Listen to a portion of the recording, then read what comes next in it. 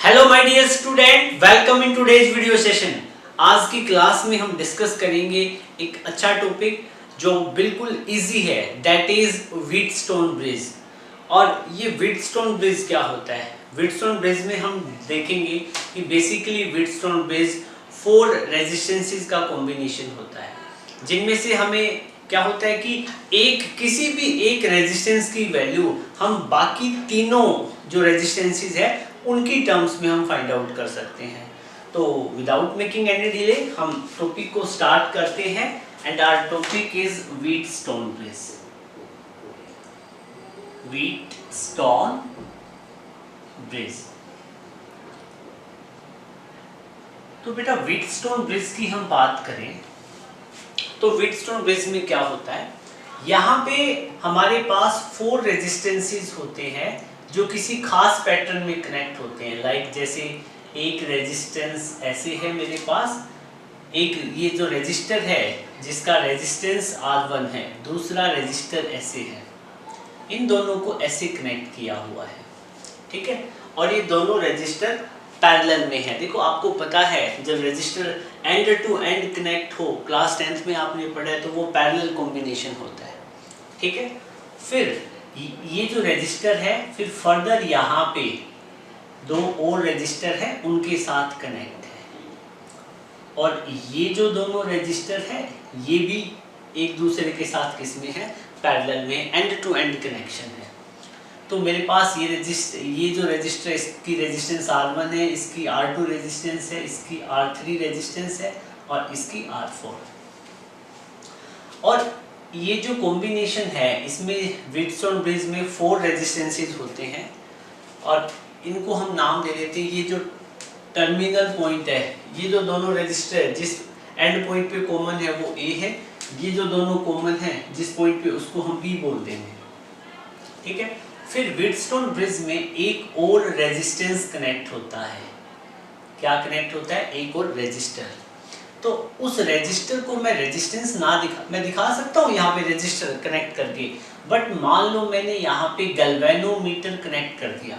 Galvanometer एक device होता है जो करंट मेजर करने का काम करता है। जब करंट की सर्किट में स्मॉल वैल्यू हो तो हम गैल्वेनोमीटर से मेजर करते हैं, और लार्ज वैल्यू हो तो एमीटर से। तो कोई भी करंट मेजरिंग डिवाइस है, ठीक है, तो वो एक तरह से इलेक्ट्रिकल इक्विपमेंट, और आपको पता है हर इलेक्ट्रिक इक्विपमेंट का एक रेजिस्टेंस होता है। तो मैं यहाँ पे कह रहा हूँ कि जो हमारा जो रजिस्टर का काम कौन करेगा? गैल्वेनोमीटर, ठीक है। और गैल्वेनोमीटर के साथ में मैंने यहाँ पे एक की कनेक्ट कर रखी है और फिर ये सर्किट पूरा कर दिया। मतलब यहाँ ये जो पॉइंट C है और ये जो पॉइंट D है, C और D पॉइंट के बीच में मैंने एक रेजिस्टर कनेक्ट कर दिया, या यूँ कह दूँ कि मैंने गैल्वेनोमीटर कनेक्ट कर दिया, ठीक है। और फिर इन सभी के साथ में मैंने एक बैटरी कनेक्ट कर दी। क्या कनेक्ट कर दी? बैटरी। और बैटरी सर्किट में करंट सप्लाई करने का काम करेगी। और बैटरी के दोनों एंड पे पोटेंशियल का डिफरेंस कितना है? V volt. हो सकता है इस पे V वोल्ट हो, यहाँ पे 0 हो, तो V - 0 कितना हो गया? V volt. You are getting my point. तो आपको पता है ये जो V है बैटरी के दोनों एंड पे पोटेंशियल का डिफरेंस है। तो व्हीटस्टोन का यूज क्या हुआ? कैसे हम लिखेंगे? देखो, it is arrangement of 4 resistors R1, R2, R3, R4। ये रेजिस्टेंसेस है, हर एक रेजिस्टर की एक वैल्यू होती है रेजिस्टेंस की। तो it is the arrangement of 4 resistor by using them we can find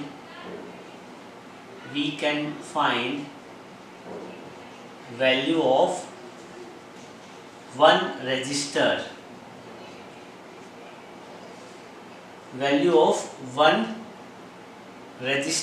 या value of one resistance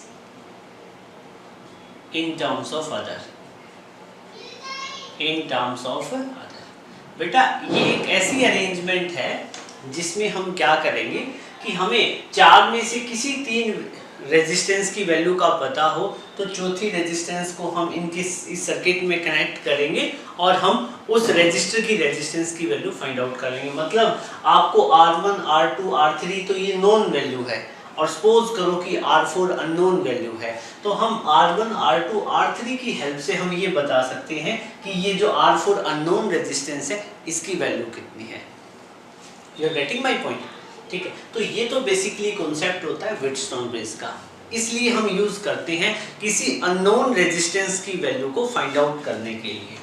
ठीक है, और आप लिख दो it is Wheatstone bridge, it is used to find value of unknown resistance. इससे हम अननोन रेजिस्टेंस की वैल्यू को फाइंड करते हैं। वो कोई भी हो सकता है, R1 हो सकता है, R2 हो सकता है, R3, R4 कोई भी अननोन हो सकता है। और जिसमें सर्किट में व्हीटस्टोन ब्रिज में टोटल 4 रेजिस्टेंस होंगे, 3 नोन होंगे और 1 अननोन होगा। ठीक है, अब इस टॉपिक को स्टार्ट करने से पहले मैं आपको कुछ रजिस्टर के कॉन्सेप्ट के अबाउट बता देता हूँ। जैसे रजिस्टर इन सीरीज और पैरेलल हम डिस्कस करते हैं। इस साल जो आपका नया सिलेबस जैसे CBSE ने रिवाइज किया है उसके अकॉर्डिंग सीरीज पैरेलल का जो कॉम्बिनेशन है वो हमारे सिलेबस का पार्ट नहीं है, बट क्लास 10th में तो हम उसको पढ़ के आए हैं। तो जस्ट एक बार मैं आपको इंट्रोड्यूस करवा देता हूँ। जैसे कोई भी एक रजिस्टर होता है, हर एक रजिस्टर की एक रेजिस्टेंस होती है। तो मेरे पास ये जो रजिस्टर है इसकी रेजिस्टेंस कितनी R1 जो कि ओम में मेजर की जाती है। मैंने ओम्स लॉ करवाया था तब आपको बताया था कोई भी रजिस्टर हो सकता है जिसकी रेजिस्टेंस 5 ओम, 10 ओम, 20 ओम। ठीक है, तो और ये जो रेजिस्टेंस की वैल्यू होती है ये कई सारे फैक्टर पे डिपेंड करती है, लेंथ पे, एरिया पे, R = ρl/a। और फिर आप माइक्रोस्कोपिक फॉर्म में देखो तो ये relaxation in time, number, density, कई सारे फैक्टर होते हैं, उन पे डिपेंड करती है, बट हम उनकी बात नहीं करेंगे। यहाँ मेरे पास एक जस्ट रजिस्टर है जिसकी रेजिस्टेंस R1 है। ठीक है, और एक और मेरे पास रजिस्टर है जिसकी रेजिस्टेंस कितनी है R2।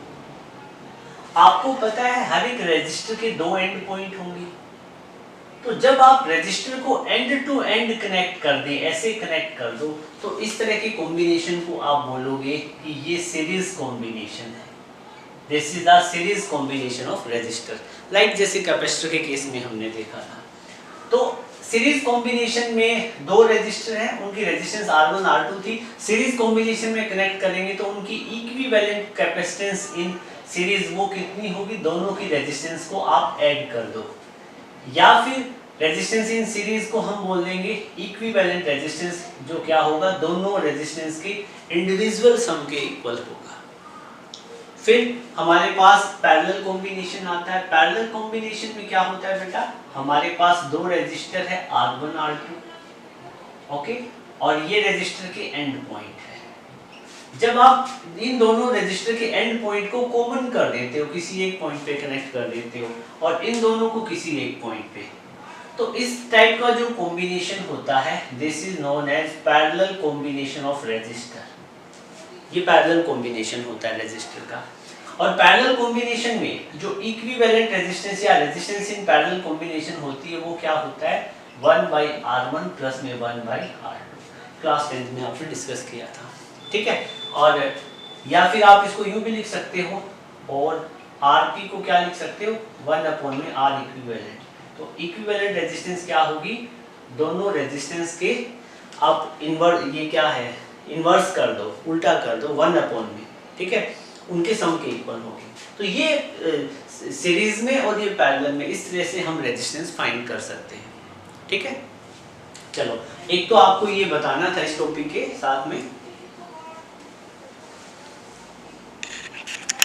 फिर एक और चीज बेटा, इसका और ध्यान रखना, जैसे सपोज करो कि मेरे पास ये 2 रजिस्टर हैं, ठीक है, इन दोनों रजिस्टर के अक्रॉस एक मैंने बैटरी कनेक्ट कर रखी है, और ये बैटरी है 50 वोल्ट की, और मेरा ये जो रजिस्टर है एक तो है 2 ओम का और दूसरा है 3 ओम का।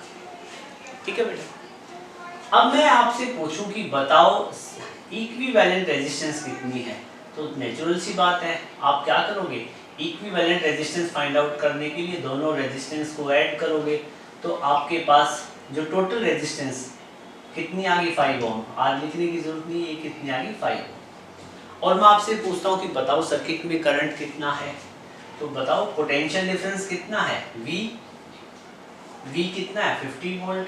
ओम्स लॉ का यूज करोगे V is equal to I R, voltage कितना है 50 वोल्ट, करंट निकालना है, रेजिस्टेंस कितना है 5 ओम, करंट की वैल्यू निकालोगे तो करंट कितना आएगा 10 एम्पियर। एक और चीज आप नोट करना, सीरीज कॉम्बिनेशन में करंट की वैल्यू सेम रहेगी, ठीक है, आपने क्लास 10 में डिस्कस पढ़ाई है, ठीक है। तो सर्किट में यहाँ से 10 एम्पियर का करंट आएगा, 10 एम्पियर करंट यहाँ जाएगा, 10 एम्पियर यहाँ जाएगा और फर्दर 10 एम्पियर यहाँ। मतलब आप ये नोट करना, in series combination current remain constant, series combination में करंट की वैल्यू कांस्टेंट रहेगी। अब मैं आपसे पूछूं कि इस वाले रेजिस्टर के अक्रॉस मान लो मैं एक वोल्टमीटर कनेक्ट कर देता हूं, तो वो वोल्टमीटर क्या रीडिंग देगा, वोल्टमीटर पोटेंशियल डिफरेंस मेजर करेगा। तो मैं ये कहता हूं कि देखो यहां तो पोटेंशियल कितना था V, ये तो वोल्ट यूज मतलब यूनिट है, ये V पोटेंशियल डिफरेंस को रिप्रेजेंट कर रहा है। तो एक बात बताओ, टोटल ये बैटरी 50 वोल्ट की थी, तो इस वाले रजिस्टर के अक्रॉस वोल्टमीटर लगाएंगे तो वो कितना पोटेंशियल डिफरेंस मेजर करेगा V1, इसके अक्रॉस कितना V2। इसका कहने का मतलब क्या है बेटा, कह रहे कि इस रजिस्टर के अक्रॉस वोल्टेज ड्रॉप होगा, क्यों, क्योंकि ये इस यहाँ इसका कुछ रेजिस्टेंस है R, इसमें से I करंट फ्लो हो रहा है, तो किसी भी रेजिस्टेंस R में से I करंट फ्लो होगा तो उसमें उस रेजिस्टर के अक्रॉस ड्रॉप कितना होगा या पोटेंशियल डिफरेंस कितना होगा I into R, Ohm's law के अकॉर्डिंग, ठीक है। तो इसके अक्रॉस वोल्टेज ड्रॉप कितना हुआ V1, सिमिलरली ये रेजिस्टर है, इसमें से करंट फ्लो करेगा तो इसके अक्रॉस ड्रॉप कितना हुआ V2, ठीक है। अब मैं आपसे पूछूं कि बताओ बेटा V1 की वैल्यू कितनी होगी, तो I इंटू R1, V1 की वैल्यू कितनी होगी, I कितना है सर्किट में 10, करंट कितना है, रेजिस्टेंस कितना है 2, तो V1 की वैल्यू आ गई 20 वोल्ट। मतलब क्या है, इसके अक्रॉस 20 वोल्टेज का ड्रॉप हो जाएगा। अब इस पॉइंट को बड़ा ध्यान से समझना, 20 का ड्रॉप होने का क्या मतलब है। देखो V1 की वैल्यू कितनी आई 20 वोल्ट, मतलब 20 वोल्ट इस रेजिस्टर के क्रॉस ड्रॉप हो जाएगा। अब देखो ये जो बैटरी कनेक्ट है, ये बैटरी का मैं कह रहा हूं कि पॉजिटिव वाला टर्मिनल 50 वोल्ट पे है, तो ये वाला यहाँ पोटेंशियल कितना है 50 वोल्ट, और ये वाला है 0 पे, ये 50 पे होगा तो ये ऑटोमेटिकली 0 हो जाएगा, क्योंकि तभी तो बैटरी का पोटेंशियल डिफरेंस कितना है 50, 50 माइनस 0 कितना 50, तो ये वाला टर्मिनल आ गया 0 पे। अब देखना बेटा, अब इस वाले रेजिस्टर के इस वाले एंड पे 50 वोल्ट है, और जब रेजिस्टर में से करंट पास करेगा तो इसके अक्रॉस ड्रॉप हो जाएगा, 10 एम्पीयर का करंट 2 ओम का रेजिस्टर, तो ड्रॉप इसके अक्रॉस कितना 20, ठीक है। तो यहाँ पे 50 वोल्ट था, जब इसके अक्रॉस 20 ड्रॉप हो जाएगा तो यहाँ पे कितना वोल्ट बच जाएगा 30 वोल्ट। ये होता है ड्रॉप, मतलब किसी पर्टिकुलर रेजिस्टर के अक्रॉस जितना वोल्टेज कंज्यूम हो जाता है, ठीक है, या जितना वोल्ट पोटेंशियल डिफरेंस सेट हो जाता है, ये ज्यादा बेटर रहेगा कहना, वो वोल्टेज ड्रॉप होता है। तो इसके अक्रॉस ड्रॉप कितना हुआ 20 वोल्ट, तो यहाँ 50 था तो 20 का ड्रॉप हुआ, कितना बचा 30। अब यहाँ पे 30 है तो इस वाले रेजिस्टर के अक्रॉस भी कितना है 30 वोल्ट। अब एक बात बताओ, ये वाला रेजिस्टर 3 ओम का है, 10 एम्पीयर इसमें से करंट फ्लो करेगा तो कितना ड्रॉप होगा 30, I into R, 10 into 3 30 volt, तो 30 वोल्ट यहाँ पे था, 30 इसके अक्रॉस ड्रॉप हो गया तो यहाँ पे कितना बना 0, तो ये कितना है 0। ये होता है वोल्टेज ड्रॉप। तो सीरीज में जितना पोटेंशियल, ये जितने पोटेंशियल डिफरेंस की बैटरी लगाओगे, ठीक है, अब देखो इसके अक्रॉस 20 का ड्रॉप हुआ, इसके अक्रॉस कितना हुआ 30 का, तो हम सीरीज कॉम्बिनेशन में क्लास 10th में पढ़ा है ना आपने, V is equal to V1 plus V2, इसीलिए कहते हैं V की वैल्यू कितनी है 50, V1 कितना है 20, V2 कितना है 30, तो 20 plus 30 50, 50 equal to 50। You are getting my point, ठीक है। तो अब सीरीज में क्या नोट करोगे, करंट सेम रहता है, पोटेंशियल डिफरेंस हर रजिस्टर के अक्रॉस अलग अलग होता है, ठीक है। अब हम बात करेंगे पैरेलल की, किसकी बात करेंगे पैरेलल कॉम्बिनेशन की। ये तो बेसिक सी बातें हैं, ये एक्चुअली क्या है कि इस बार सीबीएसई ने जो सिलेबस रिवाइज किया है उसमें से ये टॉपिक हटा दिया गया है, बट एक बार मैं बता देता हूँ, अदरवाइज आपको ये टर्म्स अलग अलग ना लगे।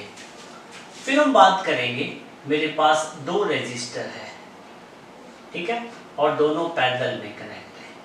ये 2 ओम का है और ये भी 2 ओम का है। दोनों रेजिस्टर के अक्रॉस इसके ये 8 ओम का है। दोनों रेजिस्टर के अक्रॉस एक बैटरी लगा रखी है मैंने, जो कि 100 वोल्ट की है, ठीक है। दोनों के अक्रॉस जो बैटरी लगाई वो कितने वोल्ट की है? 100 वोल्ट की।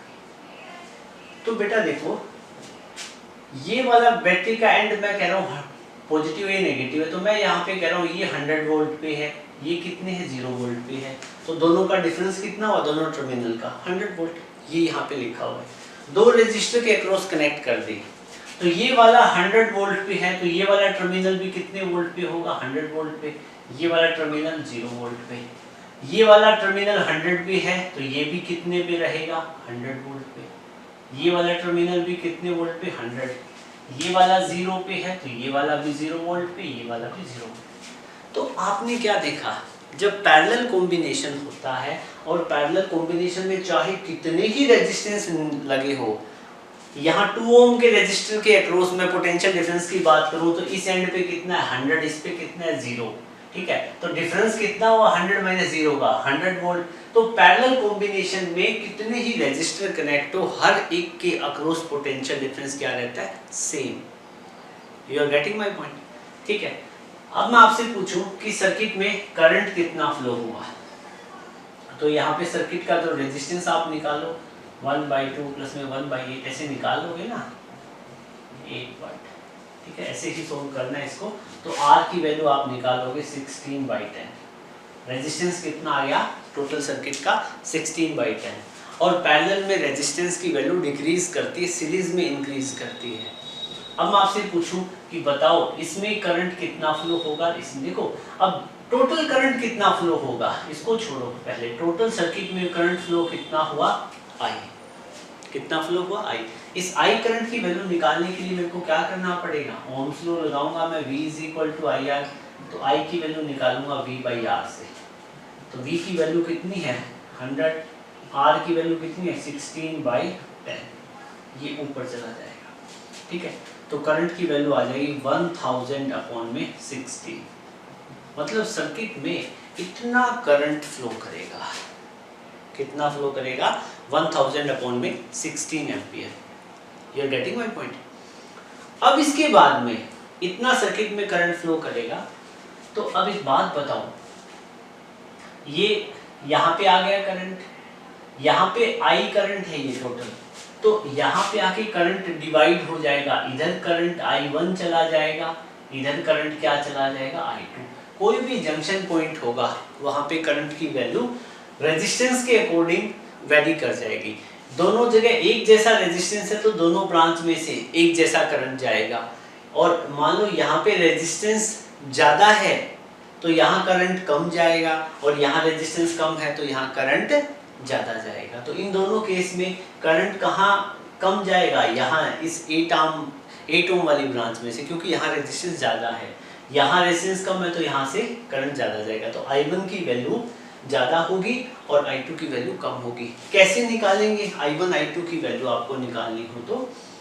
चलो ठीक है, मैं आपको बता देता हूँ यहाँ पे, इसके बाद में यहाँ पे देखो बेटा, I1 की वैल्यू निकालनी हो तो I1 इस वाले 2 ओम वाले रेजिस्टर में से पास कर रहा है, तो 2 ओम के अक्रॉस देखो ओम्स लॉ का यूज करेंगे, V = IR, ठीक है।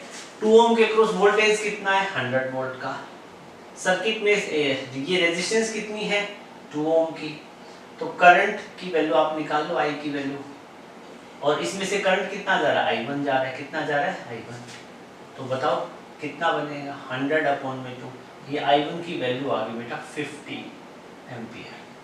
I1 की वैल्यू कितनी होगी? 50 एम्पियर, ठीक है। और वहीं I2 करंट की वैल्यू निकालनी हो तो ये यहाँ पे देखो सेम ओम्स लॉ यहाँ लगा दो, V = I1 R1। इसको मैं R1 बोल देता हूँ, इसको R2, ठीक है। अब इसमें से करंट कितना पास कर रहा है वो निकालना है, तो कैसे निकालेंगे? V = I2 R2। V की वैल्यू कितनी है 100 वोल्ट, I2 की वैल्यू फाइंड करनी है, रेजिस्टेंस कितना है 8 ओम का, तो I2 की वैल्यू निकालोगे तो 100/8 कितना आ गया 100/8, ठीक है। और अब जब देखो यहाँ I करंट I1 I2 में डिवाइड हो रहा है तो आप I1 और I2 की वैल्यू ऐड करोगे तो आपको I टोटल करंट की वैल्यू मिल जाएगी, ठीक है, जो हमने पहले ही निकाल लिया था। तो इस तरह से करंट डिवाइड करता है पैरेलल कॉम्बिनेशन में, पैरेलल कॉम्बिनेशन में करंट की वैल्यू डिवाइड हो जाएगी, सीरीज कॉम्बिनेशन में करंट की वैल्यू क्या रहेगी सेम। ये बेसिक सी बातें आप क्लास 10th में पढ़ के आए हो, एक बार रिवाइज कर लेना क्योंकि इस तरह के टॉपिक में ये कॉन्सेप्ट का यूज होगा। Okay, note it.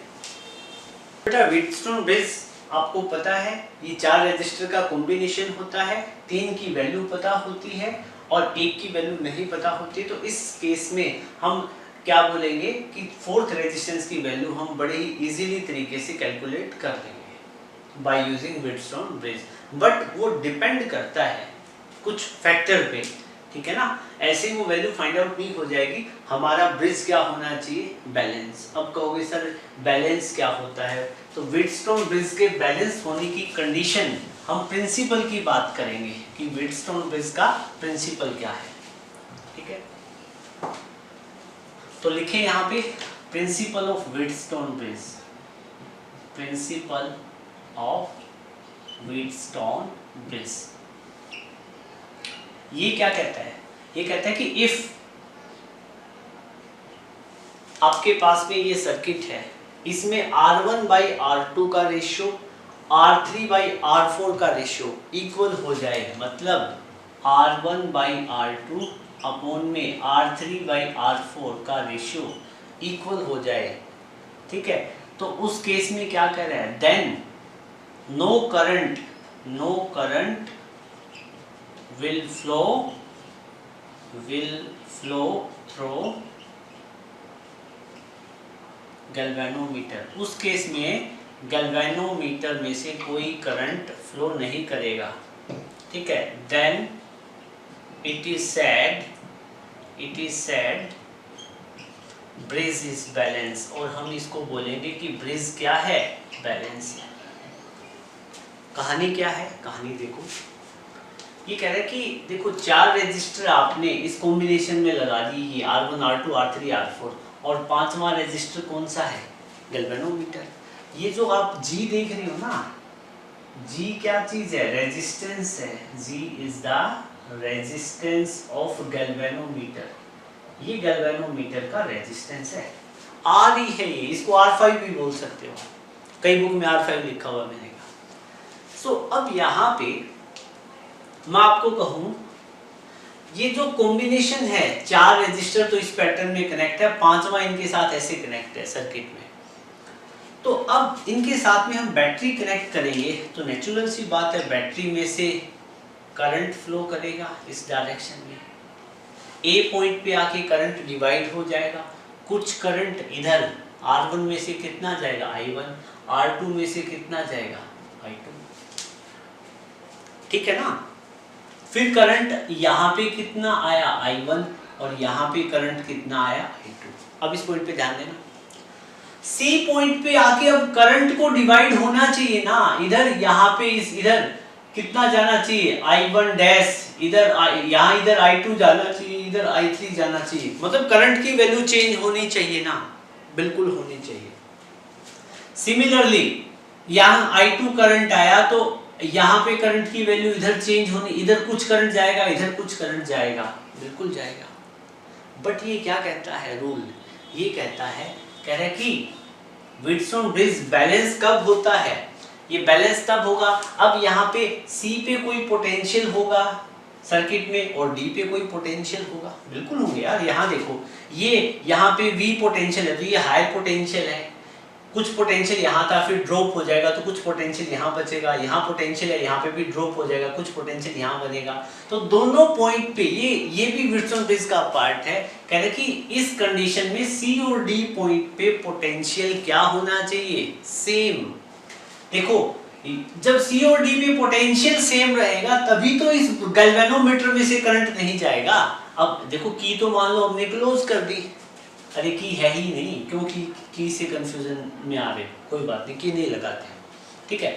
अब मान लो ये ऐसे सर्किट में कनेक्ट है गैल्वेनोमीटर। तो अब एक बात बताओ, जब सी और डी पॉइंट है, सी और डी में से दोनों पॉइंट पे पोटेंशियल सेम हो जाए, मतलब नो करंट फ्लो होने का मतलब क्या है, इसको हम यूं भी लिख सकते हैं, if V and C, potential at C and potential at D are same, मतलब जितना पोटेंशियल C पे है उतना ही पोटेंशियल कहाँ पे D पे, तो दोनों पॉइंट सेम पोटेंशियल पे हो जाएंगे, तो क्या इस ब्रांच में से करंट जाएगा? नहीं जाएगा।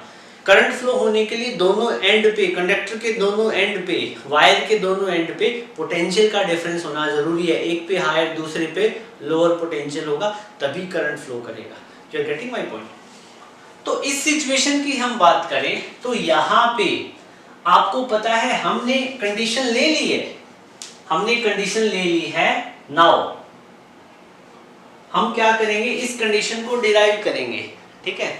हम यहाँ पे अब क्या करेंगे, प्रूफ करेंगे, प्रूफ ऑफ व्हीटस्टोन ब्रिज का प्रूफ करेंगे, और ये वाली कंडीशन हम फाइंड आउट करेंगे, ठीक है। अब एक बात बताओ, आपको पता है कि इस वाली ब्रांच में से कोई करंट नहीं जाएगा, करंट थ्रू गैल्वेनोमीटर कितना होगा? 0।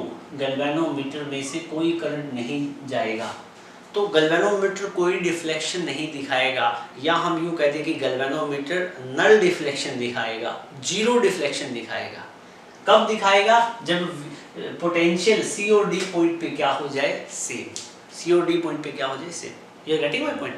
तो अब हम कहेंगे जब ऐसी कंडीशन हो तब हम कहते हैं ब्रिज आपका क्या है? बैलेंस। तो व्हीटस्टोन ब्रिज होने की, ये व्हीटस्टोन ब्रिज की बैलेंस होने की यही कंडीशन है कि जो इस तरह का आपके पास में कोई सर्किट है और यहाँ पे आपने कोई रेजिस्टर कनेक्ट कर रखा है, उसमें से करंट फ्लो ना करे, या ये जो दोनों एंड पॉइंट है यहाँ पे पोटेंशियल डिफरेंस सेम हो जाए, तो ऑटोमेटिकली करंट इस ब्रांच में 0 हो जाएगा। तो हम कहते हैं कि ब्रिज तो क्या है? बैलेंस। अब इसकी कंडीशन क्या बनती है? R1/R2 का रेशियो R3/R4 के रेशियो के इक्वल होगा। ये कब होता है? जब गैल्वेनोमीटर में से कोई करंट फ्लो नहीं करता। अब हम इस चीज को प्रूव करेंगे, ठीक है। चलो, फिर यहाँ करंट नहीं गया तो I1 करंट कहाँ फ्लो करेगा? सीरीज में। इधर ये देखो सीरीज वाला पाथ बनाना, इधर I1 करंट जाएगा, इधर से I2 करंट जाएगा, ठीक है। ये फर्दर I2 करंट यहाँ आएगा, ये I करंट यहाँ, I1 यहाँ आएगा। और आपको पता है I करंट से क्या बने थे? I1 I2, तो I1 I2 का सम I के इक्वल होता है, तो यहाँ पे I1 I2 का सम किसके इक्वल हो जाएगा? अब एक बात बताओ, अब हम इसको प्रूव करेंगे। आपसे एग्जाम में पूछा जाता है कि प्रूव व्हीटस्टोन ब्रिज, ठीक है, कंडीशन फॉर व्हीटस्टोन ब्रिज, ठीक है। तो उस केस में व्हीटस्टोन ब्रिज की जो कंडीशन R1/R2 R3/R4 वाला रेशियो, इसको प्रूव करो। इंपॉर्टेंट क्वेश्चन बन जाता है इस केस में। तो मैं एट सी पॉइंट की बात करूं, ठीक है, तो मैं आपसे कहता हूं कि apply KCL, apply Kirchhoff current law at A point. KCL की बात करेंगे तो ए पॉइंट पे I का सम किसके इक्वल होगा? I करंट की वैल्यू किसके इक्वल होगी? I1 + I2 के इक्वल होगी, ठीक है। और वहीं पे अब मैं हमारे पास हम KVL अप्लाई करें। क्या अप्लाई करें? KVL। तो KVL अप्लाई करने के लिए हमें लूप चाहिए, ठीक है। तो हमारे पास कौन सा लूप बन रहा है? ठीक है, देखो लूप, देखो यहाँ पे कौन सा बन रहा है? ACDA, ये लूप बन रहा है अपने पास। तो इस वाले लूप में हम KCL अप्लाई करके देखते हैं, ठीक है। तो लिखो apply KVL, not KCL, apply KVL in loop. कौन सा लूप बना? ACDA। ACDA लूप में हम क्या करेंगे? ACDA में हम लूप अप्लाई, KVL अप्लाई करेंगे। तो वो KVL क्या कहता है? Summation of all EMF summation of all IR के इक्वल होता है। अब मैं बात करूं ए पॉइंट पे, मतलब इसमें इस लूप में कोई भी EMF नहीं है, तो ये जो E की वैल्यू कितनी हो जाएगी? 0। IR देखो, अब हमें लूप की डायरेक्शन हमने कौन सी ली? ACDA, A से CDA, मतलब ये हमने लूप की डायरेक्शन ली है। तो ये लूप की डायरेक्शन कौन सी बन गई? क्लॉकवाइज, ठीक है। तो यही लूप की डायरेक्शन है, ठीक है, और यही करंट की डायरेक्शन है। तो I1 R1 को हम क्या लेंगे? पॉजिटिव। I1 R1 को पॉजिटिव लेंगे। फिर जब हम यही लूप की डायरेक्शन है ऐसे और यही करंट की डायरेक्शन है, करंट कितना है IG, करंट कितना है IG, वो अलग बात है, IG करंट 0 हो जाएगा आगे, ठीक है। IC करंट कितना है 0 और I इंटू R कितना है G, मैंने बताया आपको ये G रेजिस्टेंस है गैल्वेनोमीटर का। तो I subscript G into capital G, ठीक है। ये इसको हम पॉजिटिव लेंगे, इसको हम क्या काउंट करेंगे, इसको हम काउंट करेंगे पॉजिटिव। फिर इस लूप में देखो जब लूप आपका ऊपर की तरफ जाएगा तो करंट अपोजिट में आ रहा है, तो I2 R2 क्या हो जाएगा नेगेटिव, ये क्या हो जाएगा I2 R2, ये वैल्यू क्या हो जाएगी नेगेटिव। फिर समीशन का मतलब आपको सभी को क्या कर देना है, ऐड कर देना है। तो जब आप ऐड करोगे तो वैल्यू क्या मिलेगी, 0 is equal to I1 R1 plus IG into Z minus I2 into R2, ठीक है। तो अब यहाँ पे देखो सिंस ब्रिज इज बैलेंस, हमें बैलेंस ब्रिज की ही कंडीशन फाइंड आउट करनी है। तो ब्रिज बैलेंस होता है तो IG कितना होता है 0, गैल्वेनोमीटर में से कोई करंट फ्लो नहीं करेगा, तो ये कंडीशन क्या बन जाएगी, 0 is equal to I1 R1 plus में IG की value 0 into capital G minus I2 R2। तो 0 is equal to I1 R1 minus में I2 R2, इनको इधर ले आओ, तो यहाँ से आप I2 R2 को क्या लिख दोगे, I1 R1, ये आपके पास इक्वेशन क्या आ गई फर्स्ट, ठीक है। फिर हम क्या करेंगे, ये वाला दूसरे वाला लूप ले लेंगे, इस वाले लूप की क्लॉकवाइज डायरेक्शन ली तो ये भी क्लॉकवाइज डायरेक्शन ही कंसीडर करोगे, ठीक है। तो मैं यहाँ पे कर देता हूँ, देखो हम लूप अप्लाई करेंगे CB, लूप हमने कौन सा लिया है CBDC, तो लिखो यहाँ पे, अच्छा ये तो बाहर थी ना, सॉरी, आप लिखेंगे इन लूप CBDC में हम KVL अप्लाई करेंगे। तो KVL क्या कहता है, summation of all EMF summation of all IR के इक्वल होता है। इस लूप में भी कोई EMF नहीं है तो 0, ठीक है। IR की बात करें तो C से B की तरफ चले तो I1 R3 लूप की डायरेक्शन में, तो ये क्या हो जाएंगे पॉजिटिव, I1 R3 पॉजिटिव, ठीक है। मैं डायरेक्टली लिख रहा हूँ प्लस। फिर इधर हम चले तो करंट अपोजिट में आ गया, तो I2 R4 क्या हो जाएंगे नेगेटिव। फिर लूप ऊपर की तरफ आया तो प्लस में ये क्या हो जाएंगे माइनस IG इंटू G, ये बना बेटा। अब इसको हम कैसे लिखेंगे, 0 is equal to I1 R3 minus I2 R4, ठीक है। और अब आप यहाँ पे लिख लोगे, यहाँ पे आप लिख लोगे सिंस करंट इन गैल्वेनोमीटर कितना है 0, करंट इन गैल्वेनोमीटर 0 है तो प्लस में क्या आ जाएगा 0, ये करंट की वैल्यू कितनी है 0। तो यहाँ से आप वैल्यू फाइंड आउट करो तो आपको क्या मिलेगी, आपको मिलेगी वैल्यू I2 R4 को इधर ले आओ, I2 R4 होपफुली विजिबल होगा आपको, I2 R4 किसके इक्वल हो गया I1 R3। This is equation second, ये हमारे पास इक्वेशन आ गई सेकंड, ठीक है। अब मैं यहाँ पे इस सर्किट को रब कर देता हूँ, ठीक है।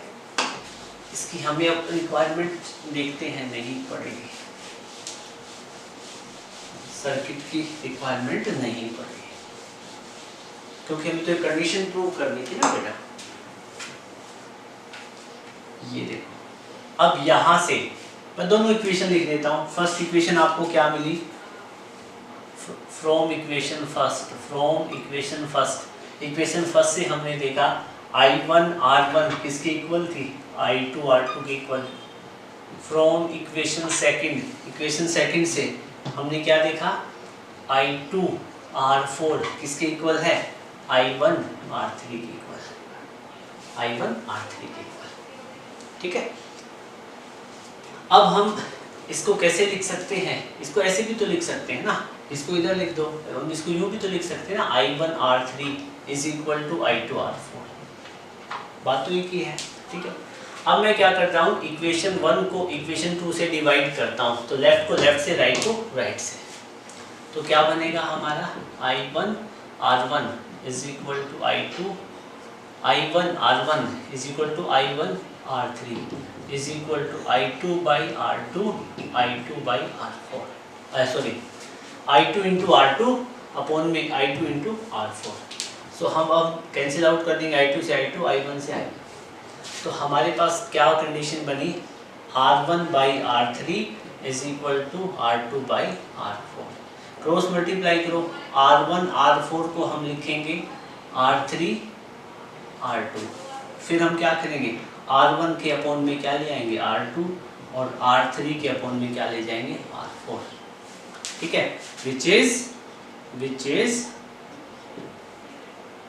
Condition for Wheatstone bridge. यही व्हीटस्टोन ब्रिज के लिए क्या है कंडीशन है। तो कई बार 3 मार्क्स में आपके पास आ जाता है derive an expression for Wheatstone bridge, तो आपको इस तरह से ये निकाल के दिखानी पड़ेगी कंडीशन। ठीक है, और ये कंडीशन कब होती है, जब गैल्वेनोमीटर में करंट कितना हो 0। ठीक है, नोट करो एक बार। बात आती है कि हमने इस कॉन्सेप्ट से क्या सीखा। ठीक है, हमने क्या सीखा, हमने ये देखा हमारे पास 4 रेजिस्टेंस है। ठीक है, हमारे पास 4 रेजिस्टेंसेस है, कुछ इस तरीके से कनेक्ट है जो। ठीक है, ये R1 है रेजिस्टर, ये R2 है, ये R3 है, ये R4 है। ये 4 रेजिस्टर, चारों के रेजिस्टेंस R1 R2 R3 4 है। और हमने क्या देखा, इनके बीच में यहाँ पे एक गैल्वेनोमीटर कनेक्ट है। ठीक है, और G उसकी रेजिस्टेंस है। ठीक है, तो क्या बोला इसने बोला इफ इन दोनों रेजिस्टेंस का रेशियो R1 बाई R2 का रेशियो और इन दोनों रेजिस्टेंस है इनके रेशियो के इक्वल हो जाए, इन दोनों का भी रेशियो ले सकते हैं हम, इन दोनों का भी ले सकते हैं, कोई फर्क नहीं पड़ेगा। तो कह रहे कि ऐसी कंडीशन हो then IG current through galvanometer 0, मतलब इस ब्रांच में से कोई करंट जाएगा ही नहीं। मतलब क्या हुआ, मतलब ये है कि प्रैक्टिकल सिचुएशन बताता हूँ आपको। ये मेरे पास मैंने व्हीटस्टोन ब्रिज बना दिया। ठीक है, ये मैंने व्हीटस्टोन ब्रिज बना दिया। ठीक है, और ये एक रेजिस्टेंस कनेक्ट कर दी। ये रेजिस्टेंस R1 है, ये R2 है, ये R2 है, ये R3 है और ये R4 है और ये R5। तो वो क्या कहता है, कह रहे कि इफ R1 बाई R2 और R3 बाई R4 दोनों का रेशियो हो जाए इक्वल, देन रिमूव R5। अब हम क्या करेंगे, R5 को हटा देंगे। इस रेजिस्टेंस का कोई रोल नहीं रहेगा क्योंकि इसमें से कोई करंट ही फ्लो नहीं होना है। तो अल्टीमेटली क्या होगा, हमारा फाइनल सर्किट कैसे बन जाएगा, हमारा फाइनल सर्किट ऐसे बन जाएगा in this way, R1 R2 R3 R4। मतलब हमारा सर्किट कैसा बन गया, ऐसा सर्किट बन गया कि जिसमें ये ऊपर वाले दोनों रेजिस्टेंस सीरीज में है, नीचे वाले दोनों सीरीज में है। फिर अब टोटल सर्किट में से करंट की वैल्यू आपको निकालनी हो तो यहाँ बैटरी की वैल्यू, पोटेंशियल डिफरेंस आपको गिवन हो तो इक्विवेलेंट रेजिस्टेंस निकाल के आप करंट की वैल्यू फाइंड कर दोगे। इस पे बेसिक न्यूमेरिकल करते हैं। तो होपफुली आप समझ गए कि व्हीटस्टोन ब्रिज से हमें क्या बेनिफिट हुआ। अब बेटा अपने पास ये न्यूमेरिकल गिवन है, इसमें क्या बोला गया है कि आपको इस सर्किट में अननोन रेजिस्टेंस X की वैल्यू फाइंड आउट करनी है और किस कंडीशन में, if no current flow through 5 ohm resistor. मतलब यहाँ पे 1 2 3 4 5 रेजिस्टेंस कनेक्ट है और आप देखोगे तो यहाँ पे व्हीटस्टोन ब्रिज छिपा हुआ है। कई बार आपको डायरेक्ट सर्किट दे देगा, कई बार नहीं देगा। तो ये आपको देखो कुछ तरीके से आपको व्हीटस्टोन ब्रिज दिखाई दे रहा है ना, 2 रजिस्टर यहाँ एंड पॉइंट कॉमन है, 2 यहाँ एंड पॉइंट कॉमन है और बीच में यहाँ पे एक रेजिस्टेंस लगा हुआ है। इसको थोड़ा सा रिफाइंड वे में आप बनाना चाहते हो तो बना सकते हो। देखो ये रेजिस्टेंस क्या है X, यहाँ क्या है एक रेजिस्टेंस X है, इसके साथ में 2 ओम की रेजिस्टेंस कनेक्ट है। ये आप पे डिपेंड करता है, ठीक है, आप किस तरीके से ड्रॉ करते हो। फिर यहाँ इन दोनों के बीच में 5 ओम का रेजिस्टर लगा है, इन दोनों के बीच में X के इस वाले पॉइंट पे, 2 के इस वाले पॉइंट पे, X के इस वाले पॉइंट पे, 2 के इस वाले पॉइंट पे। फिर इस वाले पॉइंट के साथ में 18 ओम का कनेक्ट है, यहाँ पे 18 ओम का रेजिस्टेंस कनेक्ट है, और यहाँ 5 ओम के नीचे से यहाँ 18 के साथ कॉमन कौन सा पॉइंट है, 6 ओम का। तो अब एक बात बताओ, व्हिटस्टोन ब्रिज आपको दिखाना, ठीक है, और फिर इसके दोनों पॉइंट पे 6 वोल्ट की बैटरी, तो बैटरी को मैं नीचे भी तो बना सकता हूँ, बस, ठीक है ना। इस तरह से आप कॉन्फिडेंट, आपके अंदर कॉन्फिडेंस होना चाहिए सर्किट बनाने का। ये तो सिंपल सा है, आगे थोड़े से कॉम्प्लिकेटेड भी मिलेंगे आपको। तो अब यहाँ पे जो पोटेंशियल डिफरेंस है ये 6 वोल्ट है, बैटरी कितने वोल्ट की है, 6 वोल्ट की। तो आपसे पूछा गया है, आपको गिवन है, कह रहा है कि इस 5 ओम की ब्रांच में से कोई करंट फ्लो नहीं कर रहा, यहां से 0 करंट है, कोई करंट नहीं फ्लो कर रहा। तो जब करंट ही नहीं फ्लो कर रहा तो इसको हटाओ ना, इसका क्या रूल है, ठीक है। या फिर आपको यहां से पता चल गया, आप क्या लिखोगे, since above circuit is circuit of, since above circuit is Wheatstone bridge, जो सर्किट है वो कैसा है, Wheatstone bridge, ठीक है। और आप लिखो since and no current is flowing through, no current is flowing through 5 ohm resistor, 5 ओम के रेजिस्टर में से कोई करंट फ्लो नहीं हो रहा, तो इसको रिमूव करो ना। तो क्या करोगे, सो रिमूव 5 ओम, सो रिमूव 5 ओम। तो 5 ओम को जब हम रिमूव कर देंगे तो सर्किट कैसा बन जाएगा, सर्किट ऐसे बन जाएगा, इसको हटा दिया हमने, ठीक है। अब हमारे पास हमें क्या करना है, x की वैल्यू फाइंड आउट करनी है। तो अब एक बात बताओ, ये दोनों ऊपर वाले रेजिस्टेंस किसमें है, सीरीज में है। तो ऊपर नेट सर्किट में टोटल रेजिस्टेंस कितना बना, 18 प्लस x ओम, नीचे वालों का दोनों सीरीज में है, ये कितने के बने, 8 ओम के, और इनके साथ में बैटरी कितने वोल्ट की कनेक्ट है, 6 वोल्ट की। कितने वोल्ट की कनेक्ट है बैटरी, 6 वोल्ट की, ठीक है। इसकी भी रिक्वायरमेंट नहीं थी, इसकी भी हमें करंट की तो वैल्यू कहीं फाइंड आउट ही नहीं करनी है, तो इसकी रिक्वायरमेंट नहीं है। तो आप यहाँ पे लिखो, सो वी नो इन दोनों का, इन दोनों रेजिस्टेंस का रेशियो x/2 का रेशियो इन दोनों के रेजिस्टेंस के रेशियो के इक्वल होगा। तो कैंसिल आउट कर लो, कितना आ गया, x की वैल्यू 6 ओम, x की वैल्यू 6 ओम। अब आपसे ये पूछा जाता है कि बताओ सर्किट में कितना करंट होगा, तो यहाँ पे वैल्यू किसकी पुट कर देते, 6 ओम की, और फिर ये 6 और 18 किसमें, सीरीज में 24 ऊपर रेजिस्टेंस होती, नीचे कितनी होती, 8 होती, तो फिर दोनों ये पैरेलल में हो जाती। आपको R की वैल्यू मिल गई टोटल रेजिस्टेंस सर्किट की, V आपको गिवन है, V is equal to IR use करो और सर्किट में करंट की वैल्यू आप पता कर लेते हैं, ठीक है। बट आपसे पूछा क्या है, x की वैल्यू, तो x की वैल्यू क्या है, यहाँ 6 ओम, ठीक है, डू इट। नेक्स्ट अपने पास न्यूमेरिकल है, हमें एक सर्किट गिवन है, यहाँ 6 ओम, यहाँ 6 ओम का रेजिस्टर कनेक्ट है, यहाँ 1 ओम के दो पैरेलल में कनेक्ट है, यहाँ 2 ओम के पैरेलल में है, और यहाँ x और 6 ये दोनों सीरीज में कनेक्ट है। ये जो पॉइंट A और C है, इनके अक्रॉस एक बैटरी लगा रखी है, ठीक है, कितने ही वोल्ट की हो, बस ये दिखा रखा है कि एक बैटरी कनेक्ट कर रखी है। आपको कह रहे हैं कि B और D दोनों पॉइंट के बीच में पोटेंशियल डिफरेंस 0 है। अभी तक हम क्या पढ़ रहे थे, व्हिटस्टोन ब्रिज की कंडीशन क्या कहती है, यही बात कहती है, वो कहते हैं व्हिटस्टोन ब्रिज की कंडीशन क्या थी कि B और C पॉइंट पे पोटेंशियल सेम होगा। मान लो यहाँ पे 10 वोल्ट है, यहाँ पे 10 है, दोनों जगह सेम पोटेंशियल होगा, और B और D के पोटेंशियल का हम डिफरेंस निकालेंगे तो कितना होगा, 0, 10 - 10 0। तो बस इसने यही बता दिया है, कह रहा है कि B और C पे पोटेंशियल डिफरेंस कितना है, 0। तो clearly this one is Wheatstone bridge, ठीक है। तो आप आंसर में लिखोगे since potential at B and D is same, आप ये लिख दो, B और D पे पोटेंशियल सेम है, तो clearly this one is, clearly it is Wheatstone bridge. और व्हिटस्टोन ब्रिज की कंडीशन क्या है, ये वाला रेजिस्टेंस और ये वाला रेजिस्टेंस, इन दोनों का रेशियो और इन दोनों का रेशियो इक्वल होता है, ठीक है, ये व्हिटस्टोन ब्रिज की कंडीशन है। तो हम इसका एक इक्विवेलेंट सर्किट बना लेते हैं, 6 और 6 ये है, तो व्हिटस्टोन ब्रिज सर्किट आपको दिख रहा है ना, देखो दोनों 6 ओम के रेजिस्टर है, तो ये दोनों मिलके एक रेजिस्टर बना लेंगे, दैट विल बी ऑफ 12 ओम, ये 12 ओम होगा।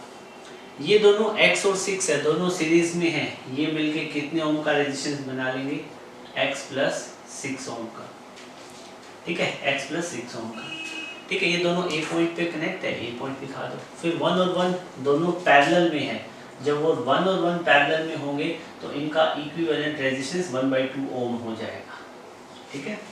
पैरेलल में मैंने बताया था रूल क्या रहेगा, 2 और 2 पैरेलल में होंगे तो इनका इक्विवेलेंट रेजिस्टेंस कितना हो जाएगा, 1 ओम।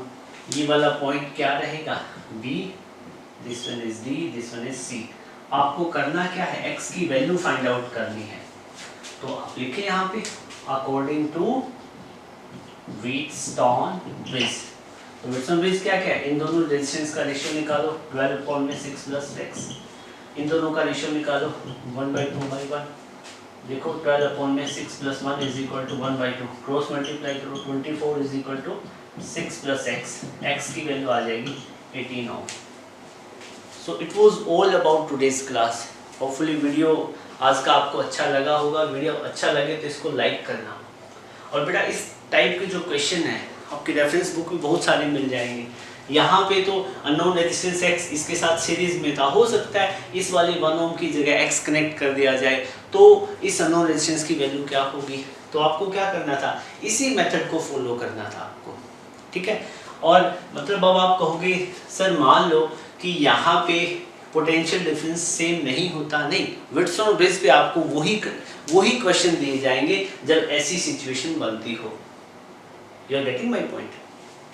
तो it was all about today's class. हाँ, आप ये चाहते हो कि मैं आपको दिखा दूं कि दोनों जगह पे पोटेंशियल डिफरेंस सेम कैसे रहेगा, हम वो भी सिचुएशन ड्रॉ कर सकते हैं, ठीक है। आप एक काम करें, मैं आपको ये पोटेंशियल सेम कैसे होता है वो बात बता देता हूँ, ठीक है। इतने टाइम में आप वीडियो को लाइक कर सकते हो, ठीक है।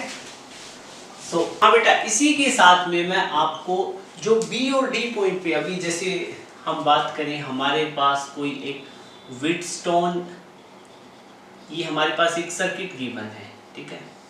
हमें नहीं पता ये व्हीटस्टोन है या नहीं। यहाँ रेजिस्टेंस 5 ओम का है, यहाँ पे 10 ओम का है, यहाँ पे कितना है 10 ओम का है, और यहाँ पे रेजिस्टेंस है 20 ओम का। एक सर्किट में ऐसे रेजिस्टेंस कनेक्ट है, और यहाँ पे जो रेजिस्टर कनेक्ट है that is of 30 ohm, like ये गैल्वेनोमीटर हो सकता है, कोई भी रेजिस्टर है। और इन सभी के अक्रॉस हमने एक बैटरी कनेक्ट कर रखी है। क्या कनेक्ट कर रखी है, बैटरी कनेक्ट कर रखी है। और आप ये बताओ ये सर्किट व्हीटस्टोन ब्रिज है या नहीं है। देखो सर्किट को चेक करने के लिए आप रेजिस्टर को डेजिग्नेट कर लो, ये R1 है, ये R2 है, R3, R4, R5। चेक करने के लिए आप इन रेजिस्टेंसेस का रेशियो निकालो। Check circuit is Wheatstone bridge और नॉट। आपको ये चेक करना है, तो आप क्या करोगे, चेक कैसे करोगे, आप देखो कि R1/R2 is equal to R3/R4 है कि नहीं। ऐसा इक्वल है तो ये व्हीटस्टोन ब्रिज हो जाएगा। देखो कितना बना, 5/10 इज इक्वल टू 10/20, दोनों तरफ 1/2 1/2। तो ये जो सर्किट है वो क्या है, व्हीटस्टोन ब्रिज है।